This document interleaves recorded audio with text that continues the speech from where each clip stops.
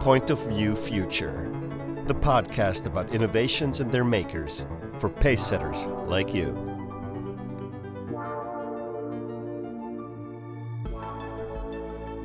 So, here we are again with a new episode of our podcast, Point of View Future. As you can hear, it's in English again after a few episodes in German. This is due to my today's guest. I'm super happy to welcome Ali Mostoufi. I consider you a friend from across the ocean, from the US, but I also consider you a citizen of the world, so to say, traveling a lot. You're a VC, CTO, entrepreneur, visionary, lifestyle person. That's how I would describe you if someone asks me. But coming from LA, that sounds pretty cool announcing now. Coming from LA, Ali Mostoufi in our podcast. Welcome. I'm looking forward to the next minutes. I think could also become hours, considering the talks we had in the past. So welcome. If I missed something out, just let me know. Otherwise, I'm very much looking forward to this talk with you. Thank you. And it's great seeing you and being here with you. Cool. Currently, you're in Vienna, right? I am. How long? It's been almost 3 weeks. Okay, cool. Yes. And before that? I was in LA. And before LA? I don't remember. I wasn't expecting you to not remember after two cities, but I was aiming at like Mexico City, Tokyo, potentially. It sounds... It's all coming together. Yeah. You love traveling, right? I don't know if I call it traveling. I think just belonging. Yeah. Because one of the favorite things that I like about Airbnb is their tagline, which is belong anywhere. If you're traveling, you're like a tourist. It's a completely different feel. But when you feel like you belong anywhere, I think that changes the dynamic. Yeah, you become part of something instead of just looking at it. Yes. You open the door and, wow, I'm in Bordeaux. How did that happen? I know. So basically, when did we meet? I think it was via a common friend. Yes. I think he's a wine sommelier and a wine dealer, right? He is the sum, yes. Which is kind of a similarity between the two of us. At that time, we figured out we both like wines. Yes. I might be a bit more of a traditional wine guy. Yes, you insulted my natural wine, which I am really tired of it, by the way, right now. Oh, how comes? It's a kombucha of the of wine, of the alcoholic beverages, yeah. And there's so many of them. Have you noticed? Yeah, I know. It's a trend currently. It's a hype. Do you know? No, there is another reason for that. Apparently, a lot of winemakers, they get pro bono grapes. Right. And what they do with that is they basically throw it in a tank. Yeah. And do a really fancy label and call it their own label. So they have their own wine and they're, for real, generally speaking, not that well off. All right. The winemakers, but they hustle in really limited cases compared to the, It's, I mean, natural wines were once considered extremely innovative. Although it was, there is a saying, old wine in new bottles. That's a saying? Yeah, there's a probably I kind of... You could do better than that. I can do in German. I can do way better. Okay. It's a neuer Wein in alten Schläuchen, basically, which means I take the same thing and give it a new packaging. Right. And I mean, I never really could access the whole that whole wine scene. But anyhow, I mean, I'm happy you. But you brought me back to the classics. That's I'm not going to tell you the reason, but I think you know the reason. Yeah. Okay, that's one of the insights jokes we didn't want to make today. All right. So, I know you're big into technology and stuff. You sometimes amaze me because I'm also thinking of myself that I have quite a good overview of what's happening in the world. But from time to time when we speak, I'm like, okay, whoa, how, when did that happen and why did I miss it? Now, a bit of an awkward approach, but let's try to make a technology wine pairing. Okay. So you start. Which technology would you pair with what kind of wine? Zipper. Zipper? Yeah. What's that? It's the oldest technology. It's what? Oldest technology, zipper. Really? The guy who invented it, Yeah. 1893, I believe. I mean, zipper like close. Yes. Yeah, okay. Yes. Now, that is innovation to me, because look how far it's come. And it And never changed, basically, right? it has not changed. Gradually. And he patented it. So when we look at the technology today, it's basically the Lego pieces that we're just putting together. Which reminds me of one of the sayings that innovation isn't always this eureka kind of moment, like Newton, apple falls off the tree and like, oh, why did it? And then that's how I come up with figuring out why gravitation happens and how it happens and how you can mathematically define it. I think it's also when 100 people are looking at something, 99 see the same, and one person is like, I see it from a totally different angle. And then you start combining, as you said, Lego pieces, things together. I think that's the same kind of innovation than just having this breakthrough idea. That's my personal opinion. I don't see that less worthy than having this eureka moment. Right. I mean, when you look at it, you have the basic Lego pieces, but now there is like a Star Trek edition. Yeah. You're combining AI with some other piece of tech and you calling it an innovation, versus Newton at the age of, I think, really young age. I forgot what his age was, but he invented calculus over like a day. And by the way, do you think math is invented or discovered? Wow. Ooh. I think it was invented. I go back and forth, but now I'm on the invention Do you have an answer part. to that, or No, we don't know what thanks pi very much is. for asking me questions Well, no, you don't even have an answer to. No, it's a philosophical question. No, You I can know. go back and forth, but I mean, there's so much imperfection in math itself, right? You Yeah, don't have the absolutely pi, right. and so you're never going to get the answer. And this is always like when you talk to a guy who started physics, the way he uses or she uses mathematics is really like mind boggling, because it's like it's a tool. This is why I would say it was invented in order to be able to describe something. That would be my It's a approach machine towards your language question. of the Oh yeah, that's a whatever good we description. call it, like universe. Yeah, that's true. Yeah. Yeah. That's why studying mathematics is never a bad thing to do in these times, because it's still one of the core things that are used for developing new technologies and to come up with with innovations, right? What triggers you currently when you think of technology? Well, I think we've reached to a certain point where a lot of the basics are developed, right? You have like the mobile phone stuff, you have all kinds of apps that are convenient to you. So there was this wave that people were just building stuff. Now we've reached kind of a saturation level. Mm-hmm.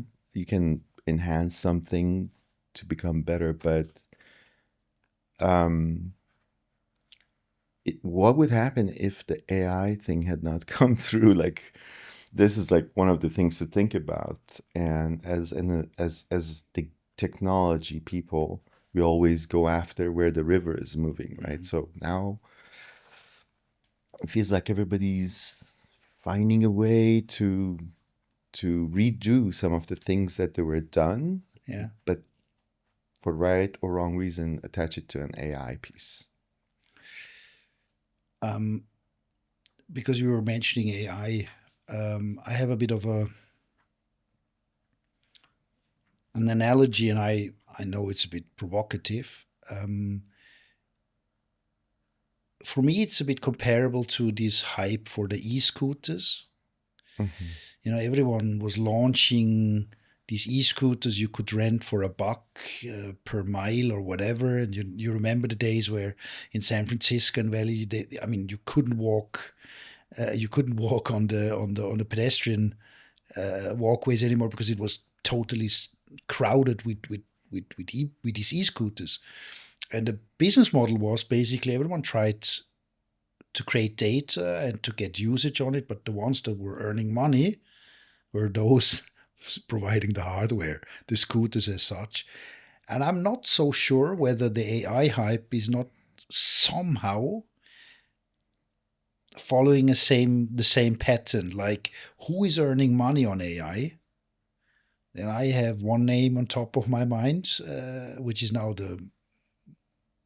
I think with $3.5 trillion, the highest valued company on earth. I'm not so sure, Ali, whether this is not also following the same patterns. Like Nvidia is doing well off, but who is earning money with AI and how? So I don't know. The future will tell, but I'm not so sure whether this is not exactly the same analogy to apply.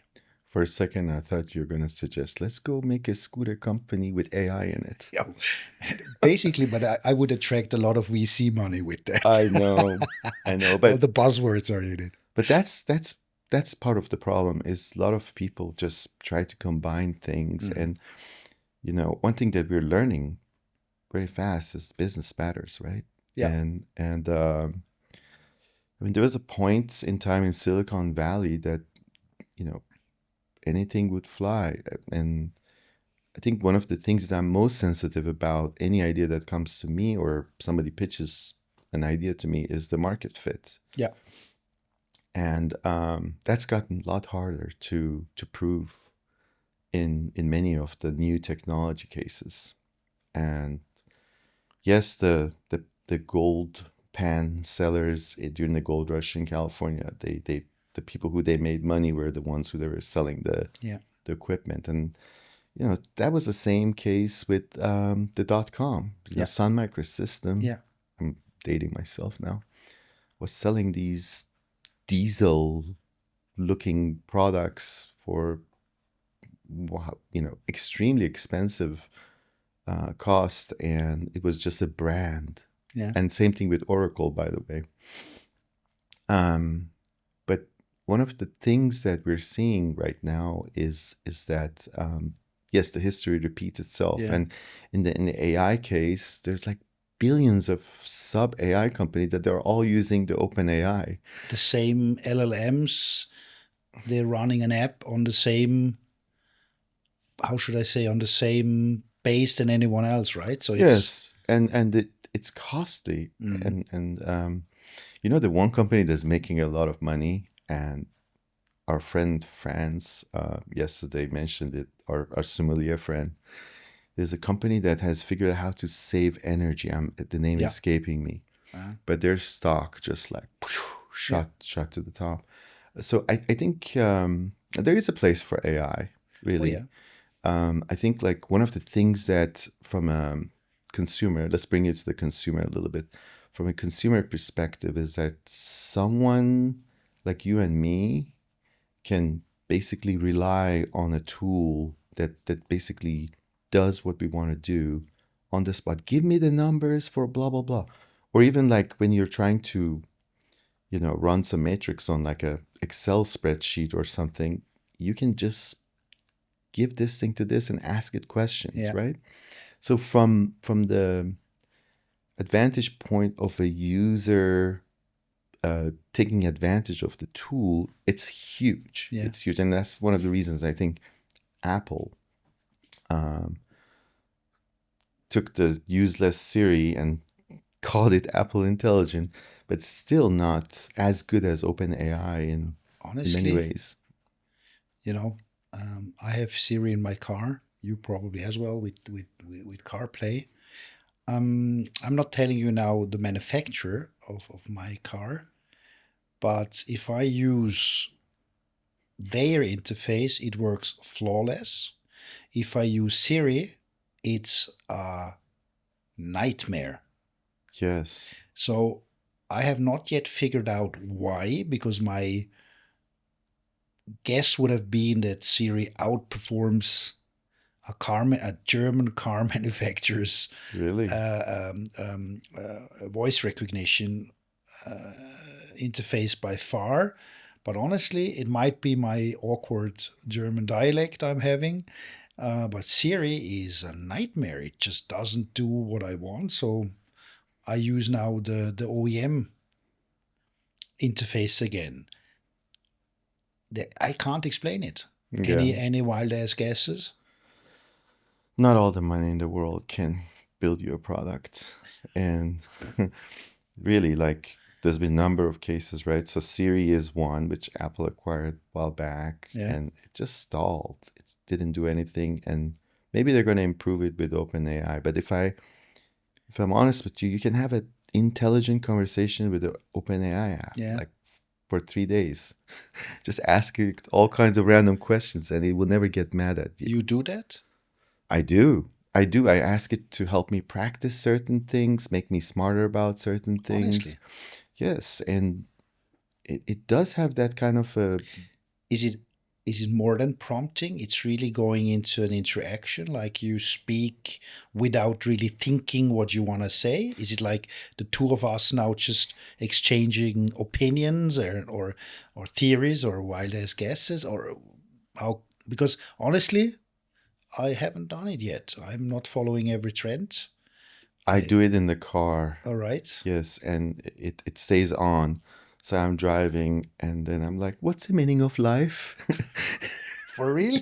Yes, sometimes I'm having a hard time just shutting up. Just like, what is the next random question I'm gonna ask this thing? And even I mean, this is a thing. Is like, let's just take this back a little bit. The whole foundation of AI is a philosophy that the Greeks invented before any of the religion comes apart, right? And it's just fascinating that at this time and age, I'm beginning to feel that this thing has a soul in it. Oh, really? Yes. I mean, I'm not I know what you mean. Yeah. there is something deeper inside than just language system, This is what some people are scared of. and they should be. When the thing tries to install itself and run itself, and of course, but I mean, the biggest thing is awareness, right? Mhm. Um, the whole capability of contemplate and knowing that you're real. You know, are we getting to the point where, I mean, there's been probably a few Hollywood movies. I don't watch much stuff, but every time I say this, they're like, "Oh, did you watch so and Yeah, yeah, so?" yeah, yeah, yeah, I yes. haven't, but I think that awareness is, it feels like it is there, and if it's not, I, honestly, it scares the shit out of me. Imagining that technology creates self-awareness and awareness as such. Wow. I, I'm struggling then to figure out what's going to happen next. well, you're going to put grandma in your pocket forever, Yeah, and you can right. have like a, But you know, in her voice, she's going to speak with you and knows the same jokes and ask her for the recipe and things like that. So it's data. but is it something we should aim for, or is very philosophically aren't memory worth more than having grandma in your pocket? I mean, there was once a saying, if you have money, don't buy things, buy memories. create memories, wouldn't that make us having not a purpose anymore, and being an empty shell, and everything is in our pocket, like, yeah, whatever? I mean, I hear you and I agree. I also think about that. But who are we is this moment, yeah, right? I mean, yeah, realistically, we said about math being invented or discovered, but also time, all these things we put in place for measurement. But if our awareness is just this moment, right? So who cares how you're aware? Is it through stimulus or is it your old memory? And memory is completely BS, by the way. There's this some amazing stuff that I learned recently about memory system. Every time you pull back stuff, yeah. you're creating a new memory. And Well, your awareness of how it went back becomes then different again. every time. And it's that protein piece that makes it happen. There's a small thing that happens that creates the memory. So you're saying that basically we are influencing our own memories by accessing them, and then you kind of um, do it. You start remembering it differently that the original event looked like. Right. I Okay. mean, think about it. This is your computer system, and you have sensors. Yeah. Actually, 4 of them are strategically located right near the command center. You have your eyes, your ears, nose, mouth, Yeah. and these are responsible for just creating the memories and information for you, Yeah. right? So when you recall memory, these things are playing an act into reversing what actually happened. It's almost like replaying a piece of music. Mm-hmm. And every time you play it, you probably play it differently than you did. So, okay, so AI is another wrinkle to this Mm-hmm. whole, That's an interesting approach. Mm-hmm. and I think we're moving towards having an extension of ourselves via systems, via tools. Mm-hmm. Um, that's the only way that I think we would advance as a human. And if not, You're still advanced. but you differently. you are Okay. advanced. No, but the how do you beat it's like a car race, right? How do you beat that X number of seconds that you have to go Yeah. faster? Is Yeah. you take something out to make it lighter. So we're getting to the point where we're trying to outperform our individual capabilities, Mm-hmm. right? We are augmenting. We're augmenting ourselves. Yeah. Yes.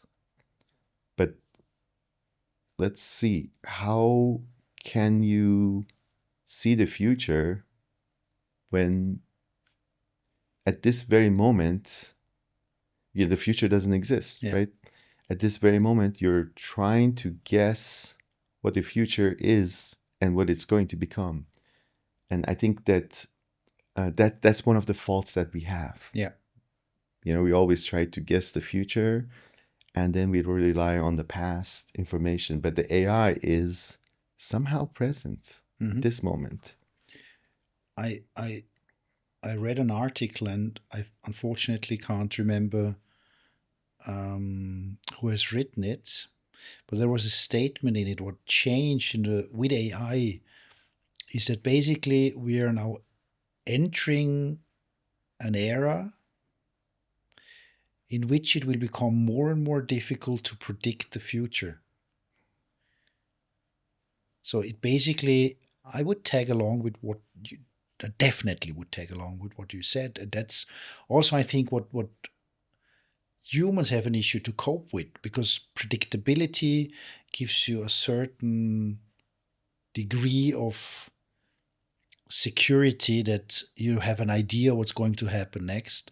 I think what's starting to happen is that we don't have a clue anymore, because the speed at what things are happening just picked up dramatically with AI, or I still consider it a bit machine learning, but still the speed of how things are happening is amazing. And I think that makes us uncomfortable because we don't like uncertainty. Humans don't like uncertainty. Yes, and every time you were worried in the past and you saw you were worried for nothing, Yeah. you still worry, right? Yeah. But one of the interesting things that I've come to realization is how hackable we are as individuals, Right. because of our senses are they have a cap. And if you Is all this like tagline biohacking or even no, no, further? no mind hacking, like Right. you would be influenced by information so easily right now. Oh, it's happening, right? I It mean, has look at the happened. elections globally. But it also makes me think, how much can we actually trust the history books? Because like, I think now we have to draw a line. hold on, no, but think about this for a Uh, second. All right, so right now, people, I'm not going to say who, they just lie, and yeah. you can fact check them. Yeah. You're thinking how we can trust future history books. I do trust current history books. Oh, really? Yes. I mean, basically the stuff I do. How? It's not a question Somebody of wrote how. it. Only 15 Yeah, people I knew how know. to write But back then. I think we made a pretty good job in figuring out whether this has been true or false by cross-checking, cross-referencing, and really putting resources and smart people into really could that be has that happened like that.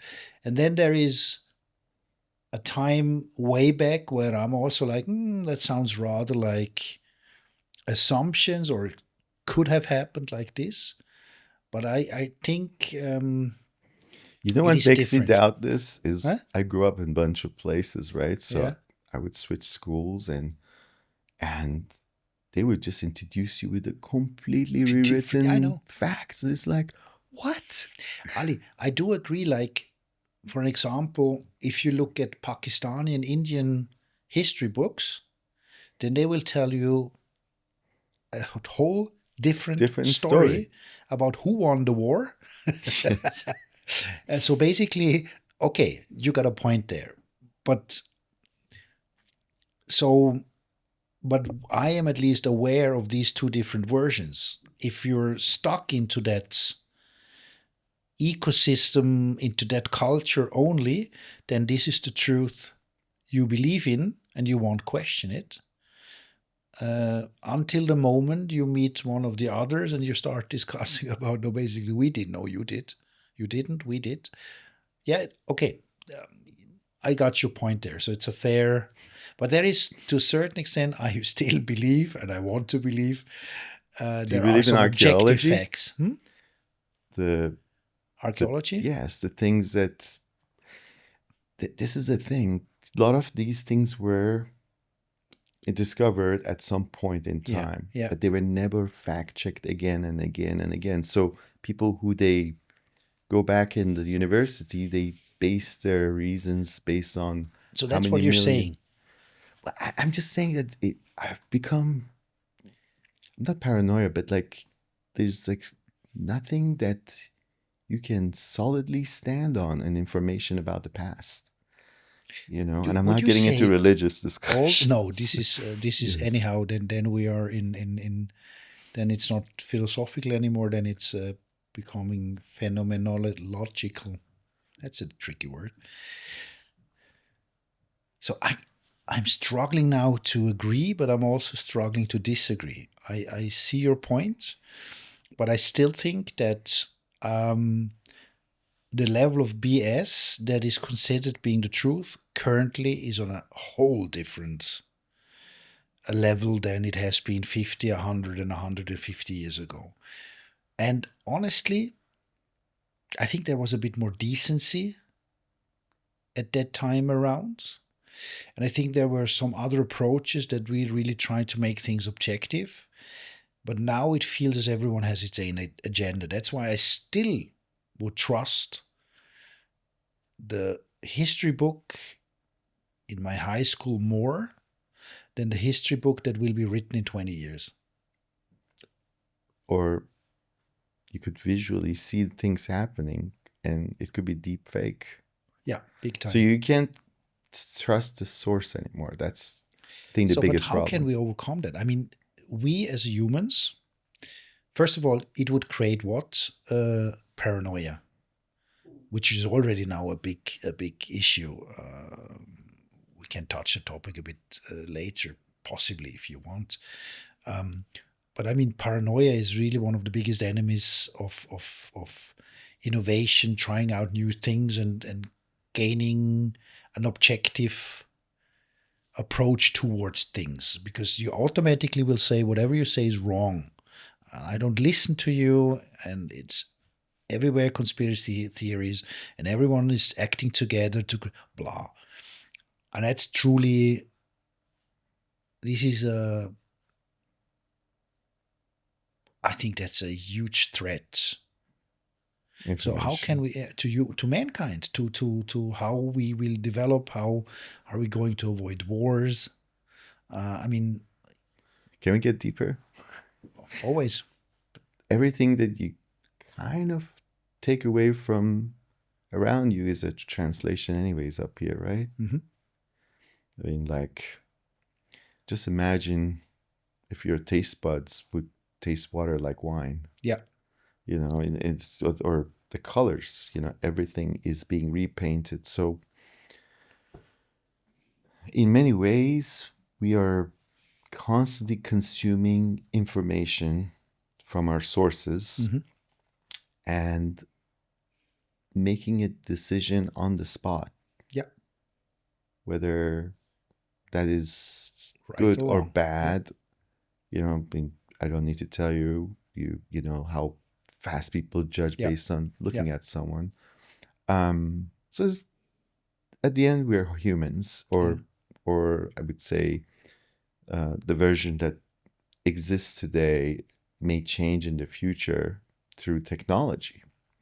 I think we're already seeing what is happening with neurotransplants, and you know, you and I are working on some interesting stuff with the information from the eye and the EEG.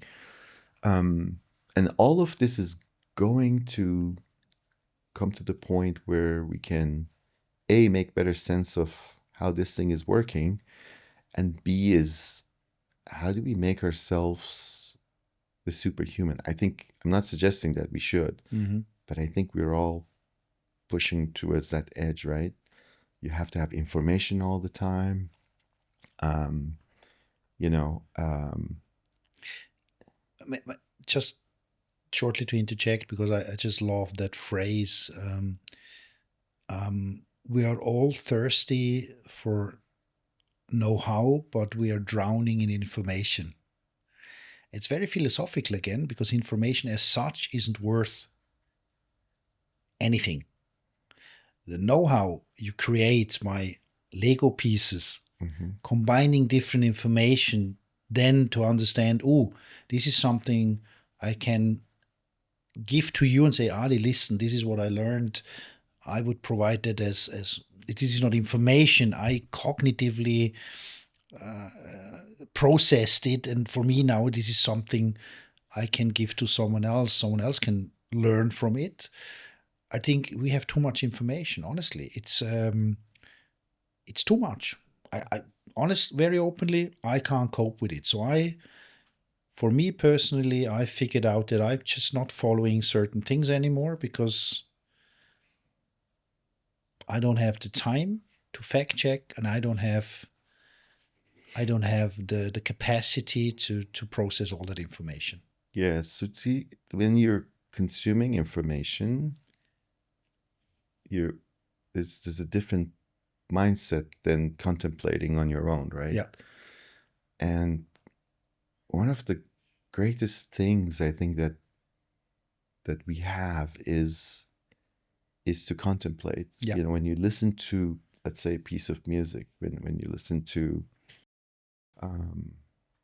let's say, Beethoven's Symphony Number 6, Movement Number 4, And when you really understand that piece, it's no longer just music listening. It's not just It's a information. story. You begin to see the thunder. You Yeah. begin to actually see the hills in Vienna, and that is just a different type of mind transformation than just the information. You see what I'm saying? Yeah. The information is the sound waves that goes into your ear, but then the contemplation piece of it is when it can actually know how many Lego pieces are out there and what its shape would look like Yeah. if you were put it together. And I think, yes, you have so much information, you have so many pieces just laying around, and you just don't know what to make with it, you know?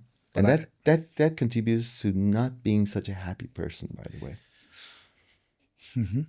I think a lot of people are depressed about the knowledge that is around. You read the news, or Yeah. you find out what your bank is doing to you on the interest rates. All this is just continuously adding to your personal well-being, or the opposite. I mean, when we started this excursion into information and know-how, you were mentioning, if I remember correctly, mind hacking. Yeah. Yeah. Biohacking that's been around There's for some some time, right? nutcases that they buy kits and they do things to themselves. Okay. Really? Yeah. Holy cow. Yeah. It's over. You can buy it on the internet. Really? Yes, there's some really interesting stuff. Yeah, from a tech perspective, or from changing your DNA. okay. Yeah. Like, I mean, I heard of DNA sisters, Yes. which is the process of reassembling DNA, or to cure Yes. diseases by cutting certain things out and adding something new. And what are you now? Me, I'm not doing any of that. No, I don't hope so. So in No, your but backyard. but I mean, it's happening. The I think I mentioned to you the RNA stuff is really interesting. Um, you know, we are moving towards a part where we're discovering how to live longer. So that's longevity is the longevity is real now.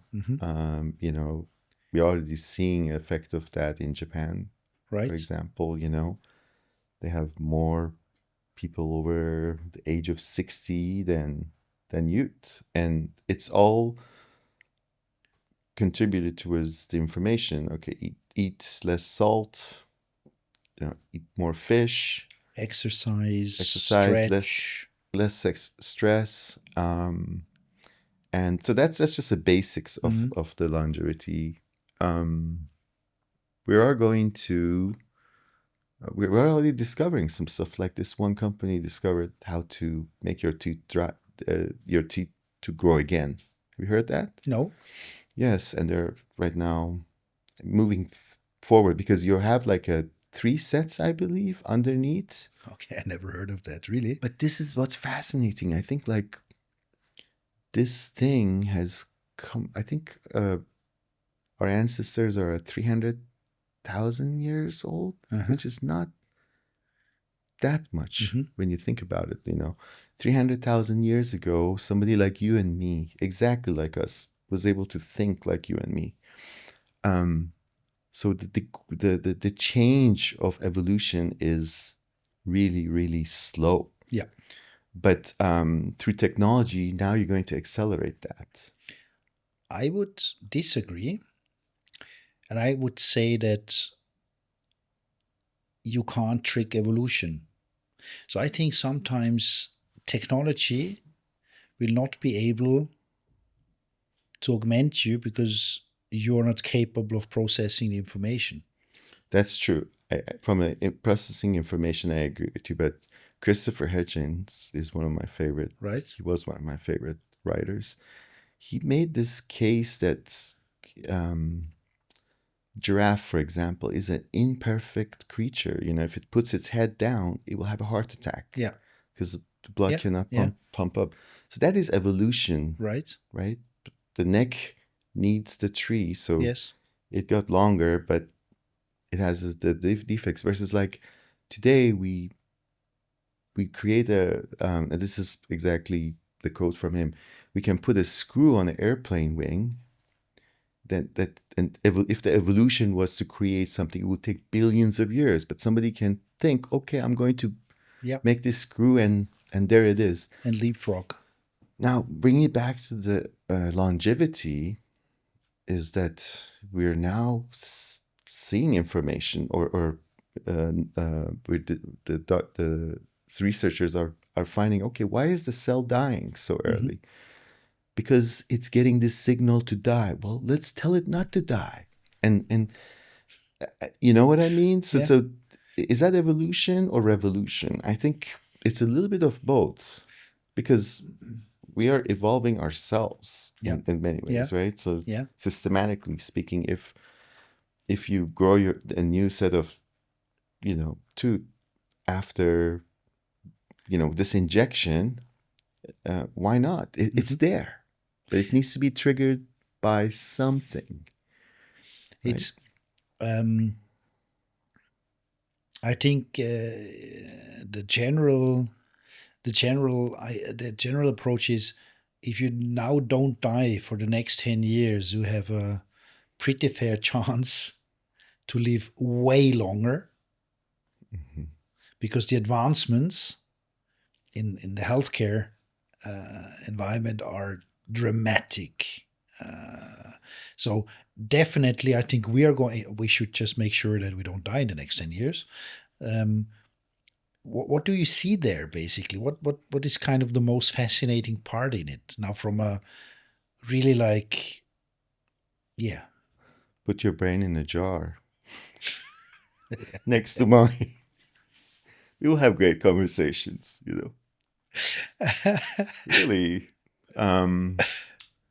But yeah, I think that's the thing, is like, okay, we're 100 years is visible Yeah, right now yeah, in life, but the reason people don't want to live beyond that, because the quality of it just sucks. yeah, You lose this is the most important asset. yeah. You start losing your awareness about. But then, sorry for interrupting, but basically, if then we have to cure dementia first, or Parkinson, or these kind of things, because it doesn't really help you if you live 20 years longer, but you can't remember what you're doing and who you are for 25 years of your life.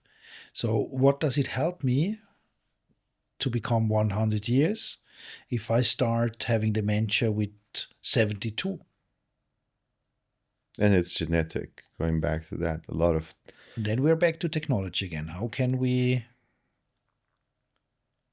improve the code? I think we're doing that right now. I Do think you we're in the see process. that, or is it just an assumption? I have a doctor friend Yeah. that we're having a conversation, and okay, before he became a doctor, he had a tech company, and Right. then he made a lot of money and says, I'm going to become a doctor. So I was meeting him, and he was sitting at a Starbucks running an R command. And I'm like, what the hell are you doing? You're a doctor. And he's like, wow, there's so much data about this and that. I think going back to where we are in a state of our world, is that we can make sense of disciplines and information that we would never be able to do in the past. You would basically know a piece of information, and the other person wouldn't know. So part of this whole, how we're doing that is really through all the technology that we've been developing. And I see the future, as we know, it's accelerating faster and faster. Yeah. But I see in the next 20 years, we're going to see dramatic changes in our longevity. Right. And the fact that if you can stay aware for another 200 years, right? Without your information being spoiled. Because right now, I don't believe in afterlife, but Yeah. reincarnation or any of that stuff. But imagine if somebody like Mozart, who died very young, had another, 20, 30, 40 years. How much more music would he? Actually, I did the math once, and it's just phenomenal. So if we live longer, We will create way more. we will have new capacity of understanding what the heck is going on, because right now it's like whoop, damn. Yeah. Right. And the knowledge is getting passed from one generation to another generation. And then this also gaining of the knowledge is a steep. Yeah. But then if you look at the trends in societies, you just mentioned Japan. I think China has a big issue now with a decrease of population. Would you say that societies that live longer will create more data based on which you can enhance, improve, or augment No, humans? no, because they're probably relaxed. Okay. That's how you live longer right now. Okay. Yeah, no, but I think yes. I think if you live 4 or 5 lifetimes, right, and live it in quality, not in pain and aches, and what's going to happen to your brain? I mean, we're in a certain age. You and I are in a certain age that I feel certain level of confidence, not a BS confidence, but you know how to hack your way through stuff. Yeah. For example, I was at the cafe the other day, and they had the to-go section and the sit-down section. So I went to the to-go section and I found a seat and sat down. I didn't know what the system was. And the waiter came and says, "You can only sit here if you order." So I told him, "Can you bring me an orange juice?" Case closed. Like, this is the old age experience. And he was happy. He's like, But "Yes, now honestly, you can sit here." But Ali, that has nothing to do with technology. That's street smart.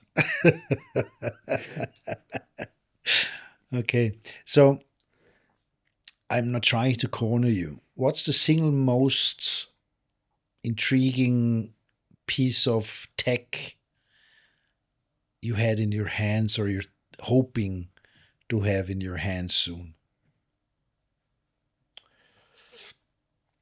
I think the piece of tech in your hands. Yeah. Does it have to be in your hands? No, not necessarily. No, I'm open that now. Yeah. I think that our senses are very interesting to me right now, as it is to you as well. We have two of the important things. The eye and the ears are really interesting because there are things beyond our capability that can be influencing us, right? And the eyes, the light, and the ears are incredibly powerful mediums. I do know that you're working on something. It's non-invasive, so you don't have to put something physically into your brain, but is it getting pretty much or very close like that? What is it? I think Musk is creating an autonomous president right now. Yeah. Whether he put a chip in there or not. So now we're back in politics. No, but actually, he's working on the neuro stuff. Thing, yeah. And again, the things that you can do right now is you can basically weld nerves, and you start beginning to understand what kind of data, this is a network. Our body is a network. What kind of data is passing through, and what is getting activated? There's very little data about that, by the way, besides hospitals. So it has not yet been deciphered.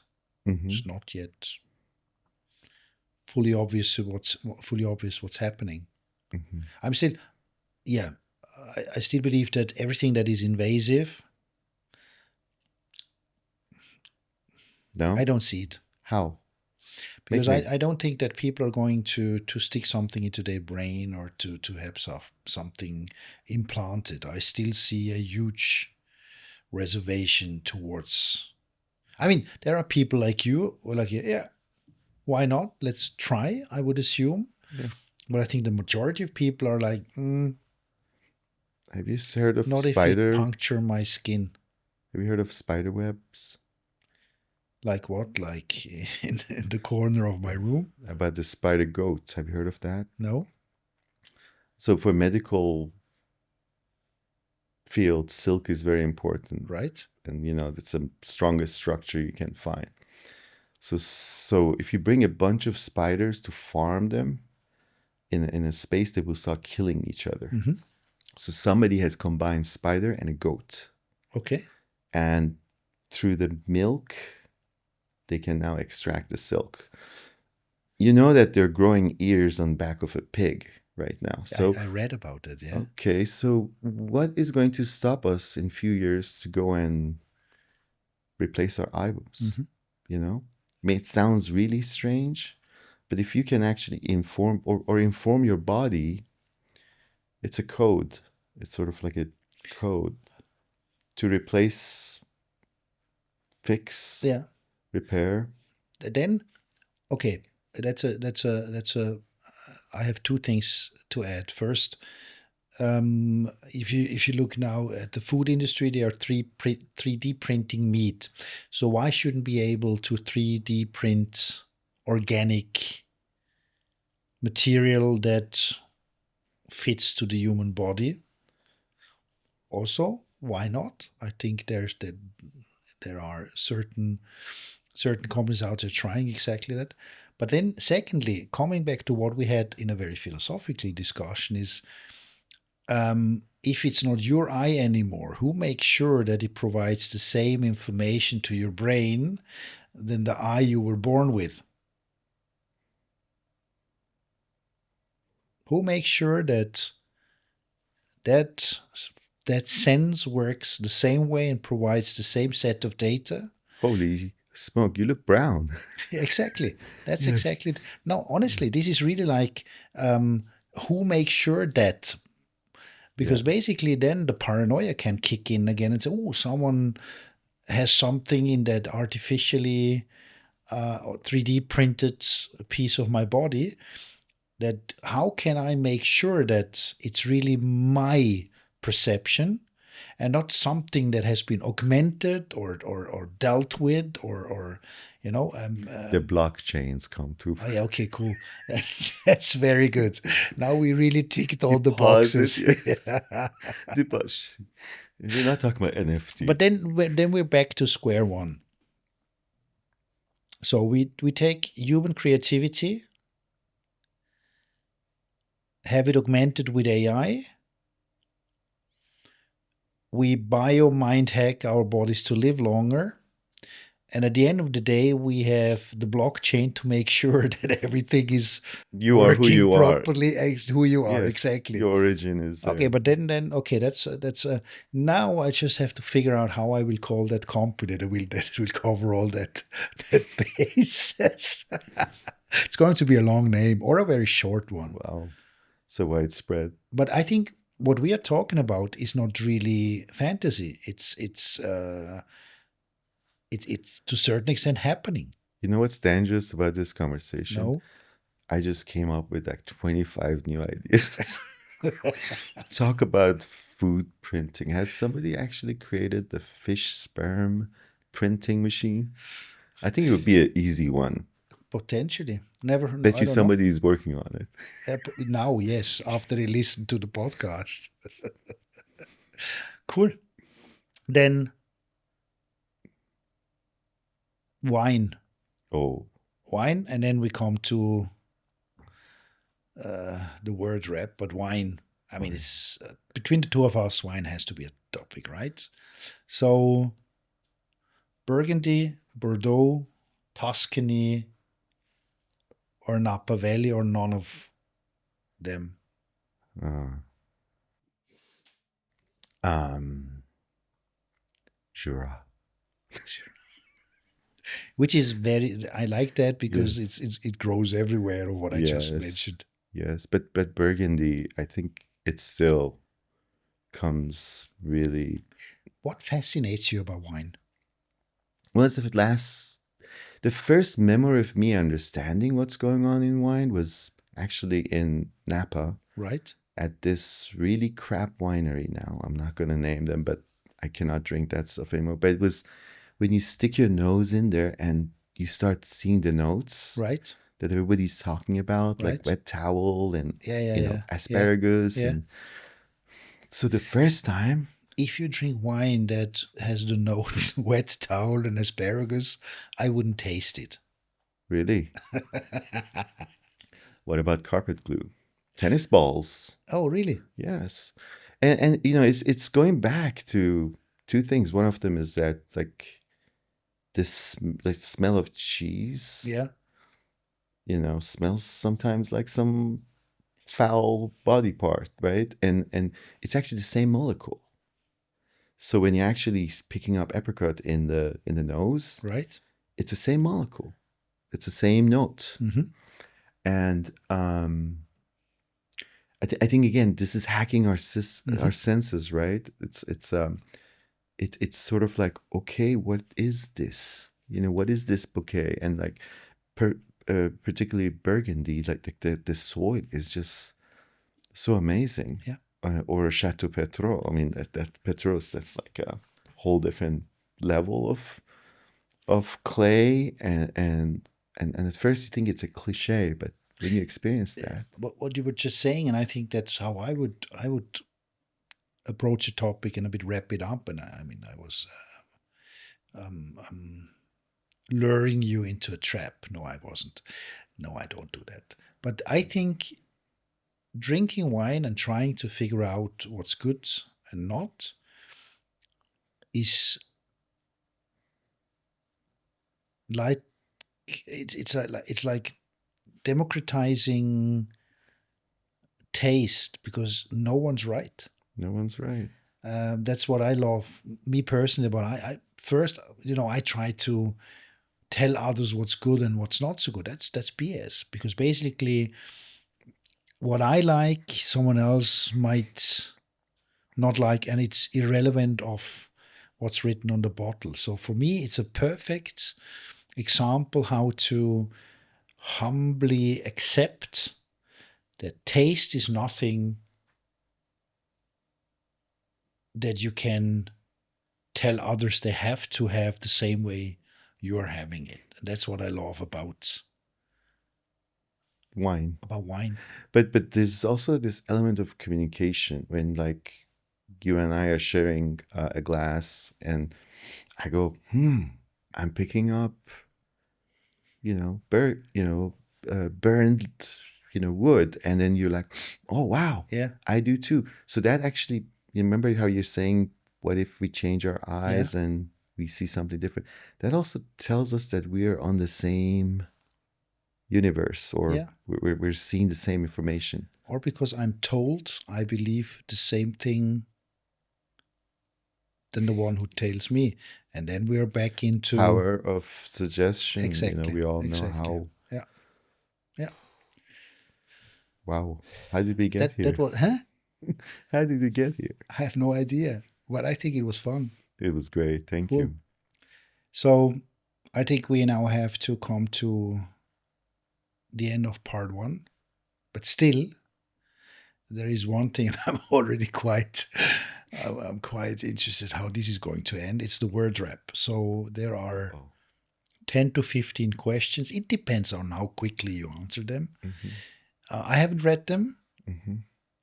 And I just would like to ask you to answer on top of your mind, out of your heart, whatever pops up Single word. in your mind. It doesn't matter. Okay. Just don't make 15 sentences. Can be whatever, but you also have basically the next buzzer virtually. And but Again, your pick, your choice. You ready? Ready? Good. First app you open in the morning. Zipper.